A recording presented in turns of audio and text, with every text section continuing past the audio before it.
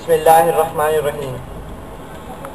کھول آنکھ زمیں دیکھ، فلک دیکھ، فضا دیکھ۔ کھول آنکھ زمیں دیکھ، فلک دیکھ، فضا دیکھ۔ مشرق سے ابھرتے ہوئے سورج کو ذرا دیکھ۔ محترم مہمان خصوصی، جج صاحبان، ایڈمنسٹریٹر صاحبہ، پرنسپل، اساتذہ کرام اور میرے عزیز ساتھیوں، السلام علیکم۔ آج مجھے جس موضوع پر گفتگو کرنی ہے وہ ہے ذرائع ابلاغ بن گئے زندگی کا راہ۔ آئے میں آپ کو ایک پاکستانی درمیانے طبقے کے گھر میں لیے چلتا ہوں۔ شام کا وقت ہے، گھر کی خاتون خانہ ٹی وی کے سامنے بیٹھی کھانا بنانا سیکھ رہی ہیں۔ بیٹی ریڈرز ڈائجسٹ پڑھ رہی ہے، بیٹا گوگل کے ذریعے اپنے تاریخ کے مضمون کے نوٹس بنا رہا ہے۔ گھر کے سربراہ دفتر سے آتے ہیں، گھر میں داخل ہوتے ہی کہتے ہیں، ارے جیو لگاؤ، بڑے ایک فرد ذرائع ابلاغ کے شکنجے میں جکڑا ہوا ہے۔ جی ہاں، یہ کھلی حقیقت ہے۔ ذرائع ابلاغ جن کا مقصد انسان کو دنیا کی خبروں اور حقیقتوں سے آگاہ کرنا تھا، وہ اپنے مقصد سے کہیں آگے ہی چلے گئے۔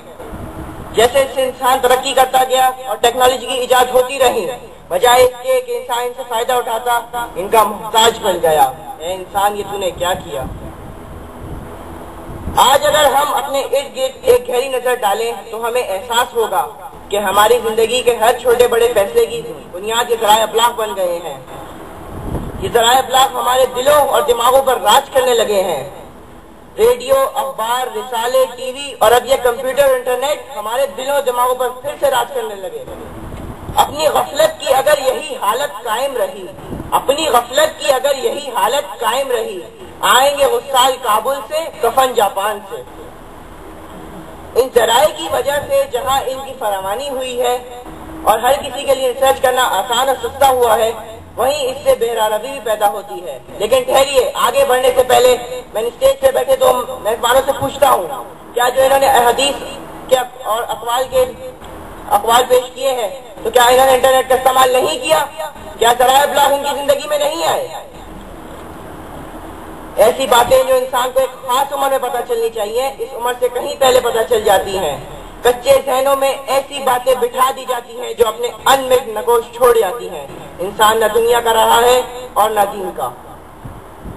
اگر ہم اپنے چاروں طرف ایک گہری نظر ڈالیں تو ہمیں احساس ہوگا کہ ریڈیو اور ٹی وی پر نشر کیے جانے والے اشتہارات ہمارے دلوں پر راج کرنے لگے ہیں۔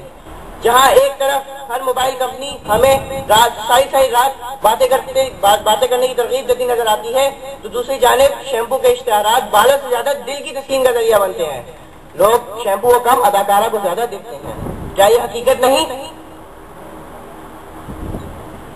غور کیجئے، آج ہم اپنی ہر گفتگو میں وہی دلائل دیتے نظر آتے ہیں جو ذرائع ابلاغ پر بیٹھے ہوئے صحافی اور ماہرین سے سنتے ہیں۔